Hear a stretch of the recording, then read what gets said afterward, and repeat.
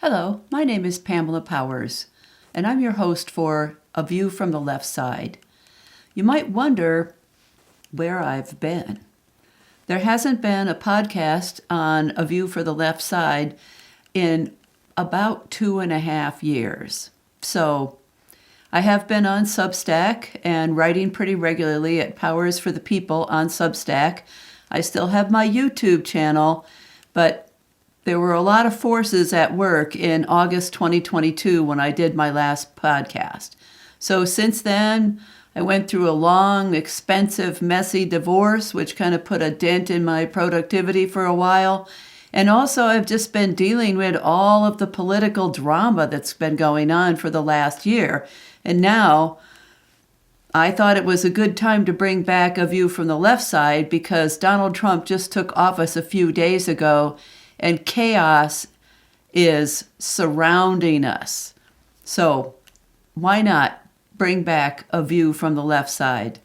I think we need to hear more voices out there.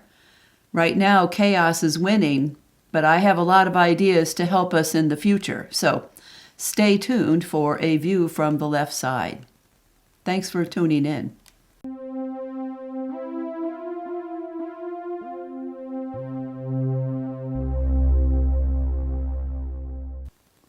Well, today is January 24, and Donald Trump was inaugurated for his second term on January 20. So it's been a very hectic first 4 days. He did a lot of things on his first day that he had promised to do. He signed more than 200 executive orders. Not all of them are legal, but he's already proven that he's above the law. He had so many different court cases going against him, and they pretty much all just poofed, disappeared with all of the legal challenges, plus him winning the election, and the Supreme Court previously saying that a sitting president can do whatever the heck they want. So he's going full steam ahead with that, including trying to get rid of birthright citizenship. This means that anybody who is born in the United States, even if they're born of a foreign citizen, they become a U.S. citizen. So he wants to get rid of that, and that's been in the Constitution for more than 100 years. But hey, who cares, right? He doesn't want that. He doesn't want those people's children becoming, citizens, because he has this whole anti-immigrant thing going. And so he's started the deportation raids. He's trying to get rid of birthright citizenship. He's doing all kinds of crazy things. One of the little signs that we saw all over town, during the election was Trump, low prices, Kamala, high prices. Well, that's been thrown out the window. Even in December, he was saying, "No, I don't have any control over inflation." So that was a big campaign lie. The other thing is that he's taken the price control caps off of very, useful drugs and drugs that lots of people use, like insulin. It had a price cap for people on Medicare and Medicaid, but he has taken all the price caps out. So your drugs are going to get more expensive, Who are you going to blame now? You can't blame Joe Biden and Kamala Harris. You can only blame Donald Trump. So drug prices are going to go up. The other thing he's attacking is Medicaid and the Affordable Care Act. He's going to make it harder to get on those things. Of course, he's going to need Congress. He can't just say, make it so. But he has given Speaker Mike Johnson lots of things to do in order to make his plans go through. Thank goodness, Mike Johnson has a teeny-weeny majority in the House, and there is also a very small majority in the Senate of Republicans. So if the Democrats stand strong, they could stand against some of these horrible ideas. But I would really like to ask the Trump voters, is this what you voted for? Did you vote to not have price controls on insulin? Did you vote for people to be thrown off of Medicaid? Did you vote for deportation of, friends and family members? I know some of you did, but how do you feel now that it's rolling out? I think it's kind of scary, and I think that we have to fight back. I don't know exactly how we're going to fight back right now, but we have to be bold and fight back against these things and support our Democratic representatives in the legislature and in Congress, because they have a hard row ahead of them. And so they're going to need our support. They're going to need our advice. We have to tell them what to do and what we want them to do. But still, these are some terrible policies, and this is just the tip of the iceberg.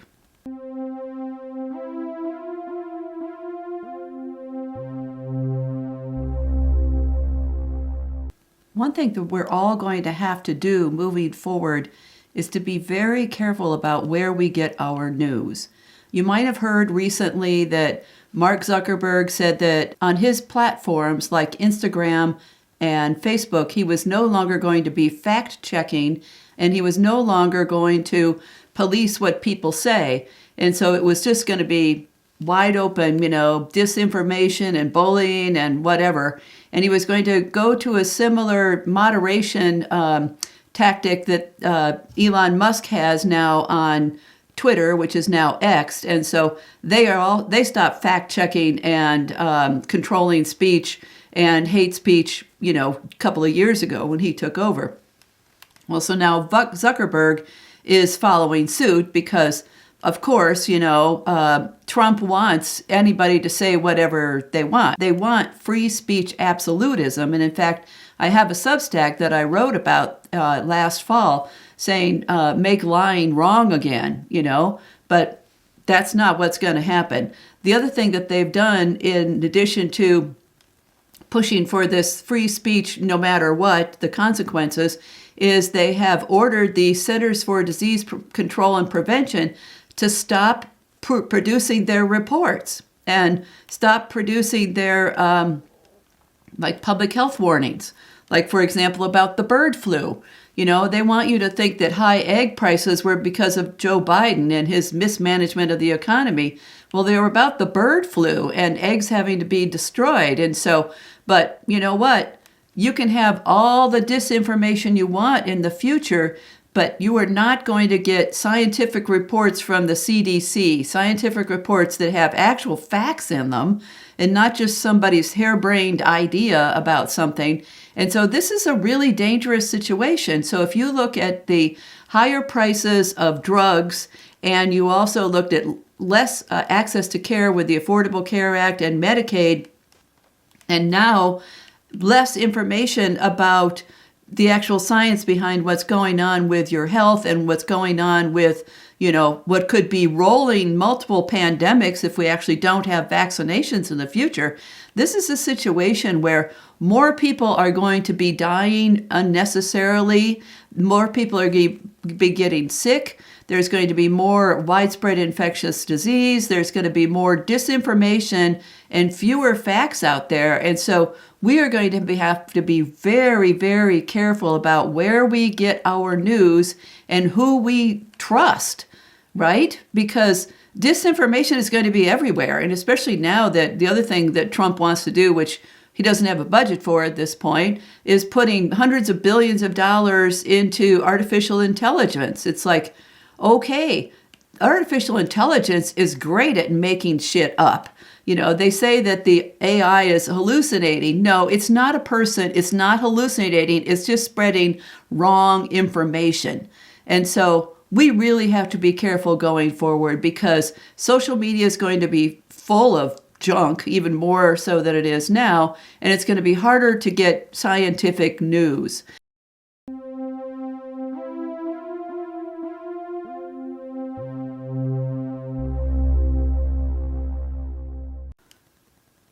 Lastly, I'd like to add that for our mental health, we should not necessarily cut back on news, but maybe we don't need to know everything that's going on.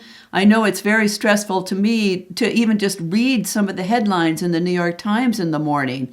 And so I've taken to trying to do some other things, like always walking my dog in the morning or reading novels instead of just reading the news. The other thing I suggest is that we should, cut back on our social media. I did a Substack about this just the other day, talking about going on a social media diet. and suggested that Inauguration Day could be a day that we, delete our X accounts or delete Facebook accounts or even just take a day off.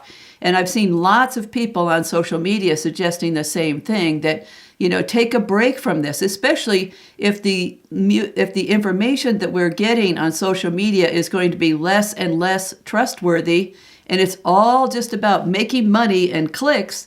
Why should we feed those billionaires? We're making them billionaires and trillionaires with our habits, with being obsessed with social media and obsessed with online shopping.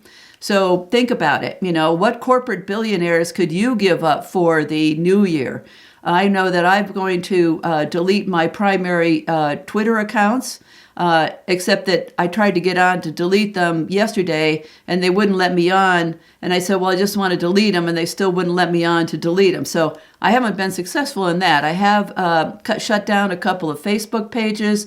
I deleted a bunch of Facebook friends that weren't really friends. They were just annoying. And so there's a lot of things that you can cut back on and make your life less stressful. And I suggest doing some analog things, writing in a paper journal or taking a walk or, learning how to play music or going to hear some music with friends or go out to dinner.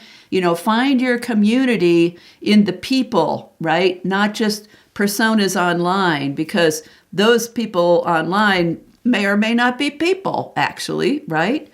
And so we have to protect ourselves going forward, but we have to stay vigilant, and we have to be ready to fight and support our politicians in elected office, because they are going to be having a hard time and they're going to need us behind them. So good luck. Be vigilant. Don't believe everything you see on the internet, for sure. Okay.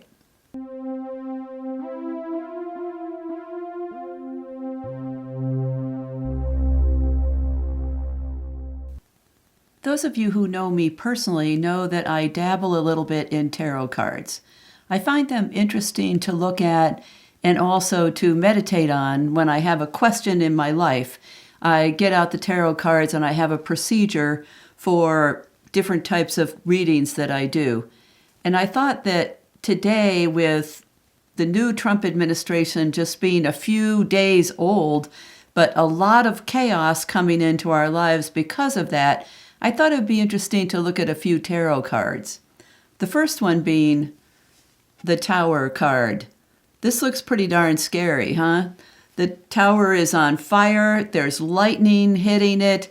People are falling out of the tower. So this is a card of chaos and dramatic change, and that's certainly what we're seeing now at the beginning of the new Trump administration, is chaos and a lot of questions and a lot of stress. And so here's our situation, but I'm suggesting that we should not be this person. We should not be sitting in our beds at night worrying about things that we might not be able to change. We also should try to avoid being this person who's just completely overwhelmed with his burdens, okay? And so we have a certain amount of grieving to do. Many of us really backed Kamala Harris and wanted a new day in America. Well, we got a new day in America, but it's not a very good day for most people, as that is obviously what's going on now. And more about that in another segment. But anyway, let's try not to be the person who is over-worried or overburdened, because we also should realize that in us, we also have the magician. The magician can invent his future. He looks at his power and decides what he can do about his future to make it better for himself and his family. So don't forget the magician in you. And also, you might have to do a little bit of juggling, okay? It might take some juggling. You might have to get out of your comfort zone to decide what you're going to do in the new America. But when you're deciding that, don't forget about your community. Don't forget about your friends. Don't stay isolated, okay? If you're isolated, you're more likely to be this person who's worrying by themselves in bed, okay? Keep your community. Keep your positivity. Think of what you can do for the future for yourself.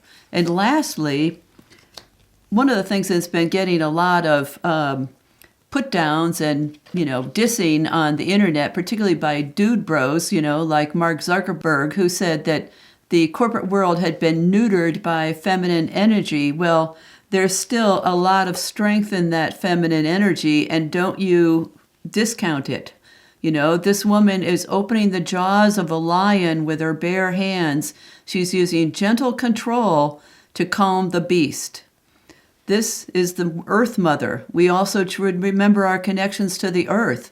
What's happening now is going to be very bad for Mother Earth. So it's our turn to use this strong feminine energy and the intuition and forcefulness of the magician to move forward. Thanks so much for tuning in to A View from the Left Side today. If you enjoyed the show, please consider liking this podcast on social media and becoming a subscriber. Until next time, please take care of yourself, stay healthy, and stay vigilant.